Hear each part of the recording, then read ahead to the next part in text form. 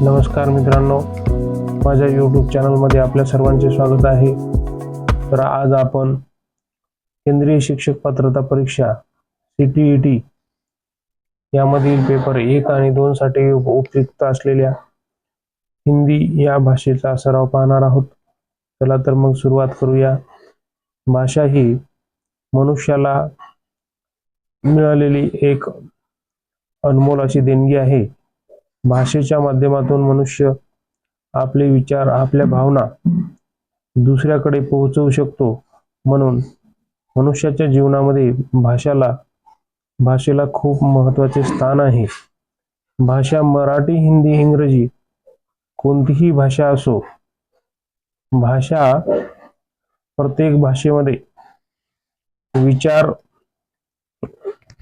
एक दुसऱ्याकडे पाठवण्याची शक्ती असते आणि भाषेच्या बाबतीत प्रश्न आणि पेपर सोडवत असताना काही गोष्टी समान असतात, त्या आपण समजून घ्यायला पाहिजे। भाषेच्या ज्या काही मूलभूत संकल्पना आहेत त्या सर्व भाषेच्या बाबतीत सारख्याच असतात। आता आपण परीक्षेच्या दृष्टीने महत्त्वाच्या असलेल्या काही प्रश्नांचा सराव या ठिकाणी पाहणार आहोत।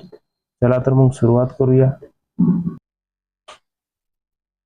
प्रश्न क्रमांक 1, भाषा अर्जन और भाषा अधिगम में मूलभूत अंतर क्या है?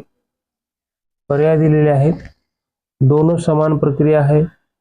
अर्जन प्राकृतिक, अधिगम औपचारिक प्रक्रिया है। अर्जन विद्यालय में होता है, अधिगम जन्मजात होता है। तर या प्रश्नाचं उत्तर पाहूया मित्रांनो। या प्रश्नाचं उत्तर होईल बी, पर्याय क्रमांक बी। कारण भाषा अर्जन ही नैसर्गिक आणि स्वयंस्फूर्त अशी प्रक्रिया आहे। भाषा अधिगम हा शाळेत होणारा नियोजित व औपचारिक प्रकार आहे आणि म्हणून या प्रश्नाचं उत्तर होईल पर्याय क्रमांक बी। चला तर मग दुसरा प्रश्न पाहूया। चॉम्स्की के अनुसार भाषा सीखने का प्रमुख आधार क्या है? पर्याय दिलेले आहेत। अनुकरण, अभ्यास, भाषा अर्जन उपकरण, पुरस्कार। तर याचं उत्तर काय होईल मित्रांनो? याचं उत्तर होईल पर्याय क्रमांक सी। चॉम्स्कीच्या मते मानवामध्ये जन्मजात भाषा अर्जन उपकरण असते, त्यामुळे मूल कोणतीही भाषा सहज शिकू शकते आणि म्हणून याचं उत्तर होईल भाषा अर्जन उपकरण। पुढचा प्रश्न घेऊया। संरचनावादी भाषा विज्ञान में भाषा को किस रूप में देखा जाता है? पर्याय, भावों की अभिव्यक्ति, संकेतों की प्रणाली, सामाजिक अनुबंध, सांस्कृतिक विरासत। तर याचं उत्तर होईल मित्रांनो पर्याय क्रमांक बी। कारण संरचनावादी भाषा विज्ञानात भाषा ही एक संकेताची प्रणाली मानली जाते। प्रत्येक घटकाला त्याच्या रचनेतून अर्थ प्राप्त होतो आणि म्हणून याचं उत्तर संकेतों की प्रणाली हा पर्याय होईल। प्रश्न क्रमांक 4, रचनावादी दृष्टिकोण में शिक्षक की भूमिका क्या होती है? रचनावादी दृष्टिकोण में शिक्षक की भूमिका क्या होती है? पर्याय क्रमांक ए, ज्ञान का स्रोत, पर्याय क्रमांक बी, अनुशासनकर्ता, पर्याय क्रमांक सी, सहाय्यक व मार्गदर्शक, पर्याय क्रमांक डी, परीक्षक। तर या प्रश्नाचं उत्तर काय होईल मित्रांनो? की पर्याय क्रमांक सी होईल। कारण शिक्षक सहाय्यक आणि मार्गदर्शक असतो। या ठिकाणी शिक्षकाची जी भूमिका असते ते मार्गदर्शकाची आणि सहाय्यकाची भूमिका असते। कारण रचनावादी दृष्टिकोनात विद्यार्थी स्वतः ज्ञान निर्माण करत असतो। म्हणून या प्रश्नाचा पर्याय जो आहे तो सी होईल। भाषा शिक्षण में संचारात्मक दक्षता से क्या तात्पर्य है? भाषा शिक्षण में संचारात्मक दक्षता से क्या तात्पर्य है? पर्याय क्रमांक ए केवल व्याकरण ज्ञान, पर्याय क्रमांक बी शुद्ध उच्चारण, पर्याय क्रमांक सी संदर्भानुसार भाषा का प्रयोग, पर्याय क्रमांक डी शब्दार्थ ज्ञान।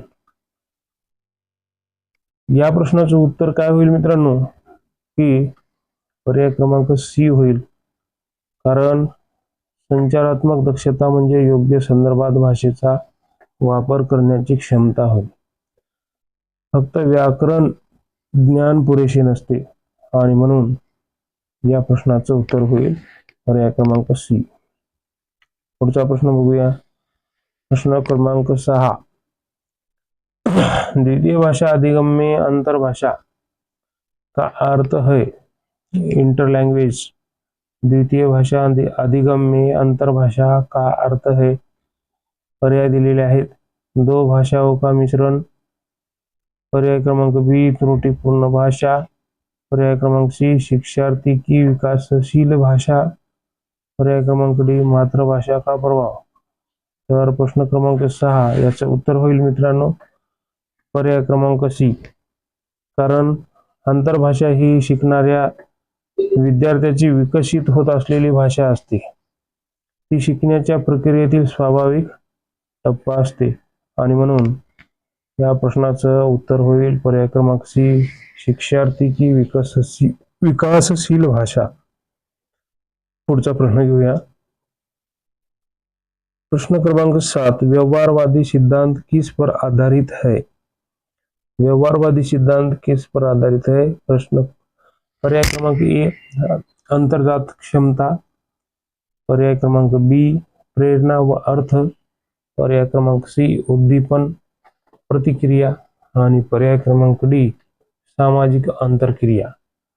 तर या प्रश्नाचं उत्तर होईल मित्रांनो प्रश्न पर्याय क्रमांक सी। व्यवहारवादी सिद्धांतामध्ये उद्दीपन व प्रतिक्रिया यावर आधारित आहे। हा व्यवहारवादी सिद्धांत जो आहे उद्दीपन व प्रतिक्रिया यावर आधारित आहे। पुनर्बलनामुळे सवय निर्माण होतात आणि म्हणून या प्रश्न क्रमांक 7 उत्तर होईल सी उद्दीपन आणि प्रतिक्रिया। प्रश्न क्रमांक 8 श्रवण कौशल के विकास के लिए सर्वाधिक प्रभावी गतिविधि कौन सी है? पर्याय क्रमांक दिलेले आहेत, निबंध लेखन, वाचन अभ्यास, संवाद सुनना, व्याकरण अभ्यास। तर पहा मित्रांनो या प्रश्नाचं उत्तर काय होईल, पर्याय क्रमांक सी होईल, कारण आपल्याला श्रवण कौशल विकसित करायचं आहे। तर त्या ठिकाणी आपल्याला आपला जो पर्याय क्रमांक होईल ते संवाद सुनना हा होईल, कारण संवाद ऐकल्याने नैसर्गिक भाषेचा अनुभव मिळतो, यामुळे श्रवण कौशल्य प्रभावीपणे विकसित होते। म्हणून या प्रश्नाचं उत्तर होईल पर्याय क्रमांक सी संवाद सुनना। चला पुढचा प्रश्न घेऊया, प्रश्न क्रमांक 9 मौन वाचन का मुख्य उद्देश्य क्या है? पर्याय दिलेले आहेत, उच्चारण सुधार, बी भावाभिव्यक्ती, पर्याय क्रमांक सी अर्थग्रहण व गती, पर्याय क्रमांक डी स्मरण। मराठी हिंदी इंग्लिश या तिन्ही भाषेमध्ये जेव्हा आपण मौन वाचन करतो तेव्हा मौन वाचन करत असताना त्याचा जो मुख्य उद्देश असतो तो मुख्य उद्देश काय असतो की अर्थ समजून घेतो आपण वाचन करताना आणि वाचनाची गती वाढते, त्यामुळे उच्चारापेक्षा समज अधिक आवश्यक होते आणि म्हणून याचा जो पर्याय क्रमांक आहे अर्थग्रहण व गती, कारण त्यामुळे आपल्याला एकतर काय वाचन करत आहोत हे समजते आणि स्पीड गती निर्माण होते आणि म्हणून पर्याय क्रमांक सी या प्रश्नाचं उत्तर होईल पुढचा प्रश्न घेऊया. प्रश्न क्रमांक 10. भाषा शिक्षण में त्रुटियों को कैसे देखा जाना चाहिए? भाषा शिक्षण में त्रुटियों को कैसे देखा जाना चाहिए? पर्याय दिलेले आहेत. असफलता के रूप में, दंडनीय अपराध, सीखने की स्वाभाविक प्रक्रिया, अनुशासनहीनता. तर पहा मित्रांनो, या प्रश्नाचं उत्तर होईल शिकणे की स्वाभाविक प्रक्रिया. कारण चुका या शिकण्याच्या प्रक्रियेचा भाग असतात. त्यातून विद्यार्थ्याची प्रगती दिसून येते. चुका आणि शिका, चुकीमधून आपण भाषा शिकत असतो. आणि म्हणून याचं उत्तर पर्याय क्रमांक सी होईल, शिकणे की स्वाभाविक प्रक्रिया. प्रश्न क्रमांक 11 घेऊया. समग्र भाषा दृष्टिकोण का मुख्य सिद्धांत क्या है? ए, भाषा को खंडों में सिखाना. बी, भाषा को पूर्ण रूप में सिखाना. सी, केवल व्याकरण पर बल, केवल साहित्य पर बल. प्रश्न क्रमांक 11, याचं उत्तर होईल मित्रांनो पर्याय क्रमांक बी, भाषा को पूर्ण रूप से सिखाना. कारण समग्र भाषा दृष्टिकोन भाषा तुकड्यामध्ये न शिकवता एकत्र शिकवतो.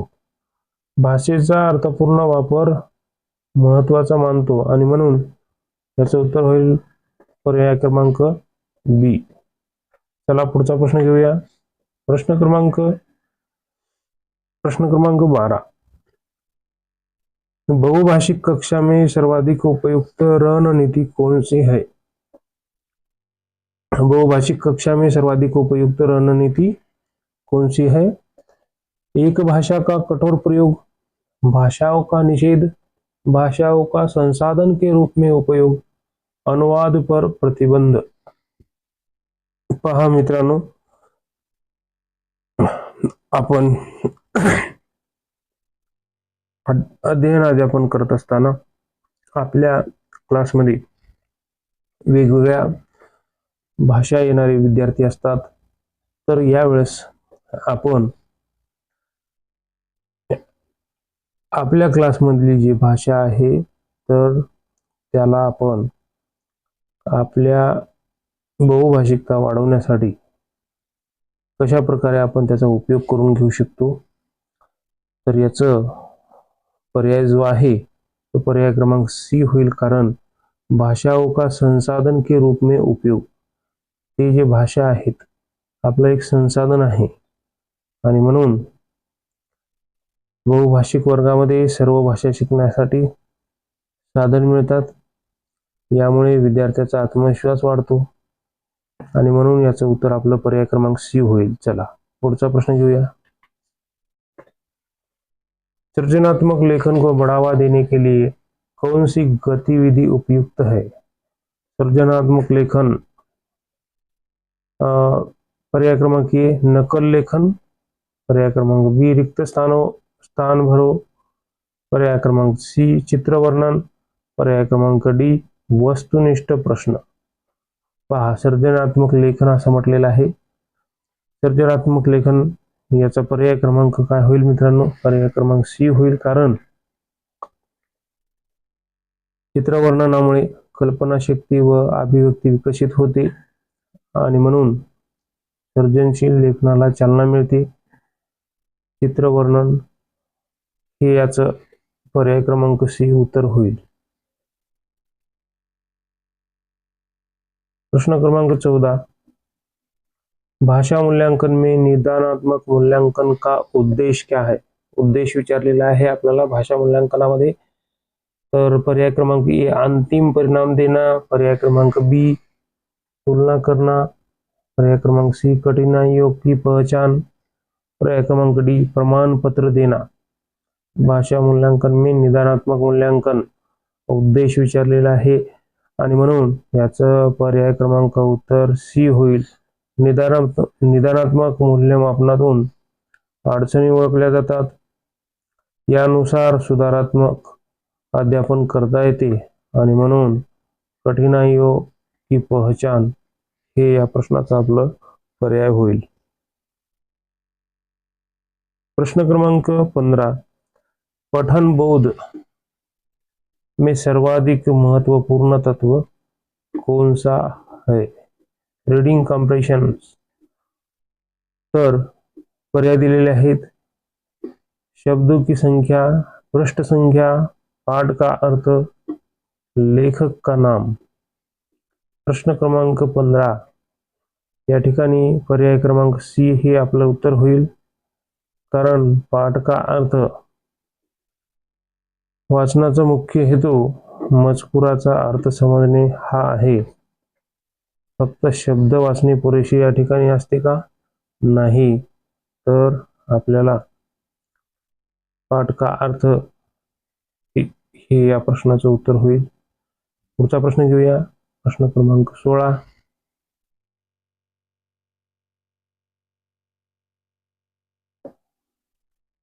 भाषा सामाजिक प्रक्रिया है। भाषा एक सामाजिक प्रक्रिया है, यह कथन किस सिद्धांत से संबंधित है? पर्याय क्रमांक ए व्यवहारवाद, पर्याय क्रमांक बी संज्ञानवाद, पर्याय क्रमांक सी सामाजिक अंतरक्रिया सिद्धांत, पर्याय क्रमांक डी संरचनावाद। भाषा एक सामाजिक प्रक्रिया है, यह कथन किस सिद्धांत से संबंधित है? याचं उत्तर आहे मित्रांनो पर्याय क्रमांक सी सामाजिक अंतरक्रिया सिद्धांत। भाषा सामाजिक संपर्कातून विकसित होत असते असे हा सिद्धांत सांगत असतो, म्हणून संवाद व परस्पर क्रिया महत्त्वाची ठरते आणि म्हणून पर्याय क्रमांक सी हे या प्रश्नाचं उत्तर होईल। प्रश्न क्रमांक 17 घेऊया आता पुढे।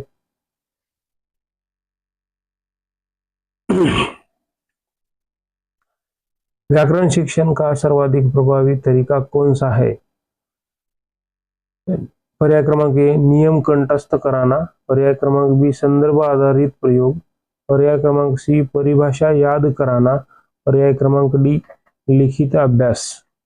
तर याचं जे पर्याय आहे ते पर्याय याचं उत्तर होईल मित्रांनो पर्याय क्रमांक बी, कारण संदर्भ आधारित प्रयोग व्याकरण शिकवल्यास ते अधिक उपयुक्त ठरते। कशामुळे? संदर्भानुसार जर शिकवलं तर विद्यार्थी नियमांचा प्रत्यक्ष वापर करतो, म्हणून व्याकरण शिकवताना अगोदर उदाहरण द्यायचं आणि नंतर नियम शिकवायचा। असं जर केलं तर व्याकरण विद्यार्थ्यांना प्रभावीपणे आपण शिकवू शकतो, म्हणून याचं जे उत्तर आहे ते पर्याय क्रमांक बी होईल। चला पुढचा प्रश्न घेऊया,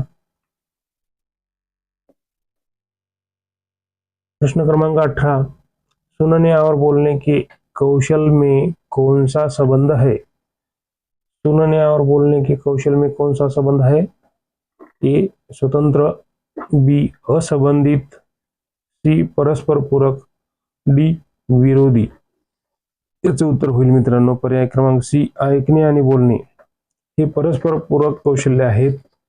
चांगले ऐकणे म्हणजे प्रभावी बोलण्याचा पाया आहे आणि म्हणून हे परस्पर पूरक हे या प्रश्नाचं उत्तर होईल। प्रश्न क्रमांक 19, भाषा शिक्षण में TLM का अर्थ है?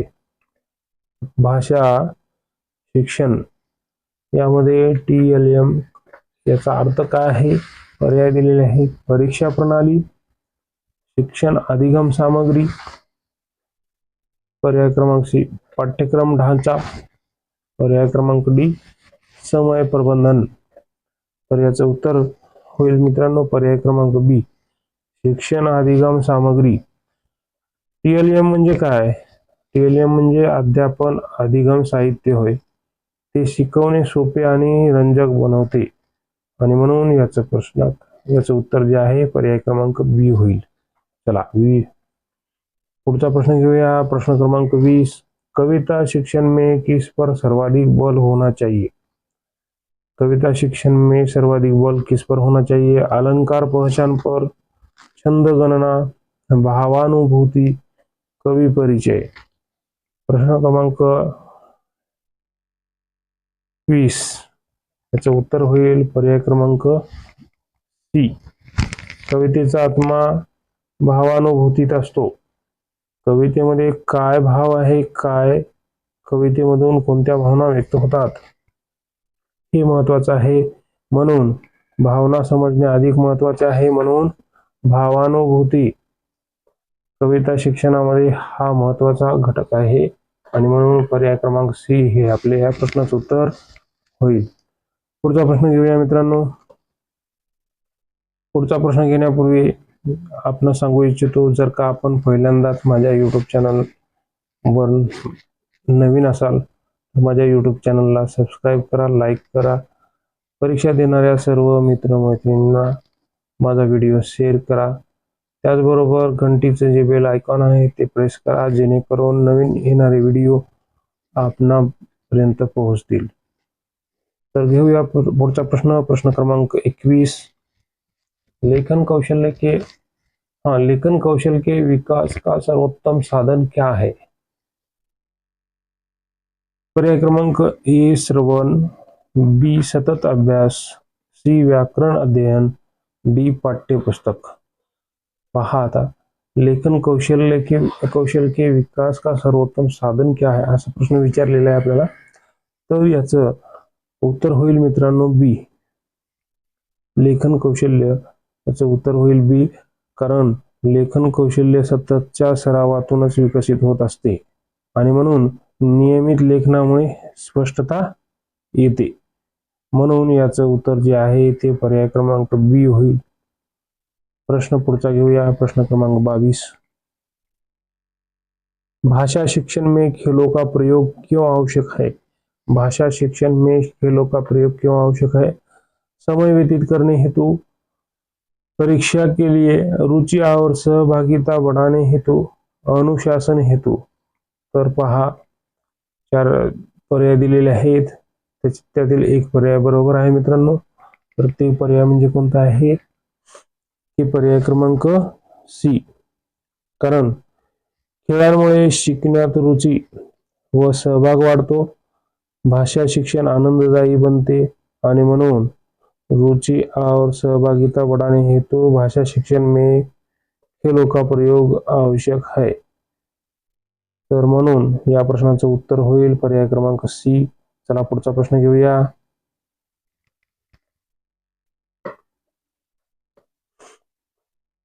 प्रश्न क्रमांक 23.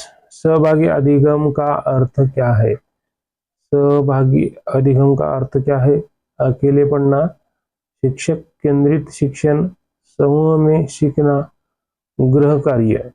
तर याचं उत्तर आहे मित्रांनो पर्याय क्रमांक सी, समूह में सीखना. सहभागी अधिगमात विद्यार्थी गटात शिकतात, यामुळे सामाजिक व भाषिक विकास होतो. चला पुढचा प्रश्न घेऊया. प्रश्न क्रमांक 24. समावेशी शिक्षा में भाषा अध्यापन कैसा होना चाहिए? समावेशी शिक्षा में भाषा अध्यापन कैसा होना चाहिए? पर्याय क्रमांक 1 कठोर होना चाहिए, बी चयनात्मक होना चाहिए, सी लचीला और सहायक होना चाहिए, डी प्रतियोगी होना चाहिए. याचं उत्तर आहे मित्रांनो पर्याय क्रमांक सी, लचीला और सहायक होना चाहिए. कारण समावेशी शिक्षा सर्वांना आपल्याला समान संधी निर्माण करून द्यायची आहे. त्यामध्ये आपल्याला लचीला और सहायक, सर्वांना सहाय्यक अशा प्रकारचं आपलं अध्यापन असलं पाहिजे. कारण सर्व समावेशी शिक्षणामध्ये सर्व विद्यार्थ्यांच्या गरजा वेगळ्या असतात आणि म्हणून प्रत्येक विद्यार्थ्याला आपल्या डोळ्यासमोर ठेवून आपल्या अध्यापनामध्ये लवचिकता ठेवणे आवश्यक असते, जेणेकरून सर्व विद्यार्थ्यांना आपल्या अध्यापनाचा फायदा होईल. म्हणून त्याचं उत्तर सी होईल. प्रश्न क्रमांक 25. द्वितीय भाषा शिक्षण में मातृभाषा की भूमिका क्या है? द्वितीय भाषा शिक्षण में मातृभाषा की भूमिका क्या है? पर्याय क्रमांक ए बाधा, पर्याय क्रमांक बी निरर्थक, पर्याय क्रमांक सी सहाय्यक संसाधन, पर्याय क्रमांक डी हानिकारक. बघा मित्रांनो किती सोपा प्रश्न आलेला आहे. अशा प्रकारचे प्रश्न तुम्ही अभ्यास न करता सुद्धा सोडवू शकता. कारण याचं उत्तर होईल पर्याय क्रमांक सी, मातृभाषा नवीन भाषा शिकण्याचा मजबूत पाया असते. मातृभाषेमुळे आपण नवीन भाषा शिकू शकतो. ती समज वाढवण्यास आपली मातृभाषा जी आहे ते उपयुक्त ठरत असते. म्हणून या प्रश्नाचं उत्तर होईल पर्याय क्रमांक सी, सहाय्यक संसाधन. पुढचा प्रश्न घेऊया. प्रश्न क्रमांक 26, भाषाई दक्षता का सर्वाधिक विश्वसनीय संकेतक कौन सा है? भाषाई दक्षता का सर्वाधिक विश्वसनीय संकेतक कौन सा है? पर्याय आहेत मित्रांनो, व्याकरण ज्ञान, शब्दकोश ज्ञान, भाषा का प्रयोग, लिखावट. तर याचं उत्तर होईल मित्रांनो पर्याय क्रमांक सी, म्हणजे भाषेचा प्रत्यक्ष वापर हीच खरी भाषिक क्षमता दर्शवतो. फक्त नियम माहीत असणे पुरेसे आहे का?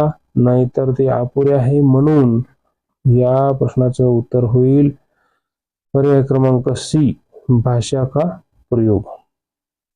पुढचा प्रश्न घेऊया. सतत एवं समग्र मूल्यांकन CCE का अर्थ आधार क्या है? सतत एवं समग्र मूल्यांकन का आधार क्या है? पर्याय दिलेले आहेत. वार्षिक परीक्षा, पर्याय आहे दुसरा पर्याय आहे एकल परीक्षण, तिसरा आहे निरंतर अवलोकन आणि त्यानंतरचा पर्याय आहे डी, अंक प्रणाली. आपण प्रश्न वाचन केल्याच्या नंतर त्या प्रश्नामध्ये आपल्याला उत्तर सापडते सतत म्हणजेच निरंतर. म्हणून या प्रश्नाचं उत्तर पर्याय क्रमांक सी होईल, म्हणजे सातत्यपूर्ण सर्वंकष मूल्यमापन. यामध्ये आपण निरीक्षणावर भर देतो आणि विद्यार्थ्याची सर्वांगीण प्रगती मोजत असतो. आपल्याला फक्त वर्षाच्या शेवटी परीक्षा घ्यायची नाही, तर आपल्याला वर्षभर त्या विद्यार्थ्याचं मूल्यमापन करायचं आहे.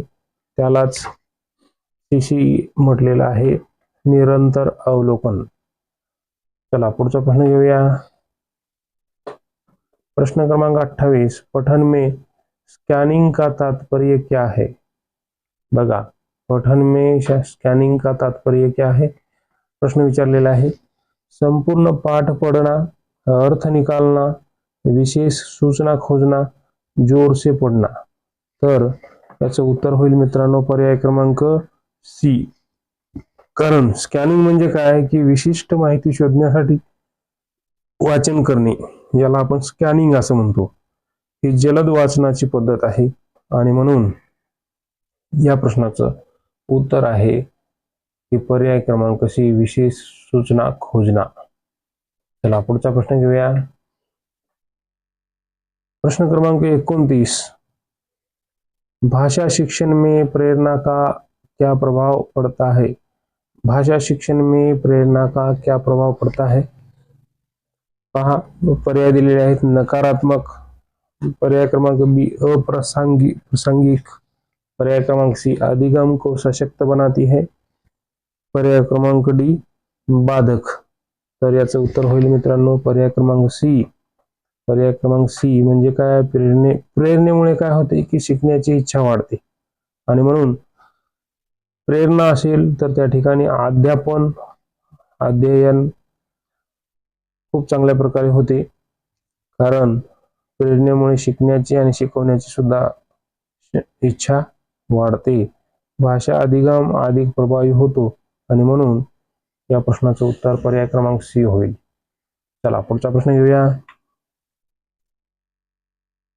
प्रश्न क्रमांक 30, यदि मैं जानता तो अवश्य आता, यह वाक्य किस प्रकार का है? यदि मैं जानता तो अवश्य आता, यह वाक्य किस प्रकार का है? यह वाक्य पर्याय दिलेले आहेत. विधानवाचक, पर्याय बी आहे आज्ञावाचक, पर्याय सी आहे शर्तवाचक आणि पर्याय डी आहे संदेहवाचक. तर मित्रांनो प्रश्न क्रमांक 30 या प्रश्नाचं उत्तर आपण कमेंट मध्ये देण्याचा प्रयत्न करा, कारण हा प्रश्न खूप सोपा आहे आणि सोपा असो अवघड असो हा प्रश्न मी तुमच्यासाठी ठेवलेला आहे राखीव. या प्रश्नाचं उत्तर व्हिडिओ पाहणाऱ्या प्रत्येक विद्यार्थ्यांनी कमेंट मध्ये द्यायचं आहे. तर जर का तुम्ही अजूनही माझ्या यूट्यूब चॅनलला सबस्क्राईब केलं असाल तर सबस्क्राईब करावं, जेणेकरून पुढचे येणारे जे व्हिडिओ आहेत ते तुम्हाला पाहता येतील.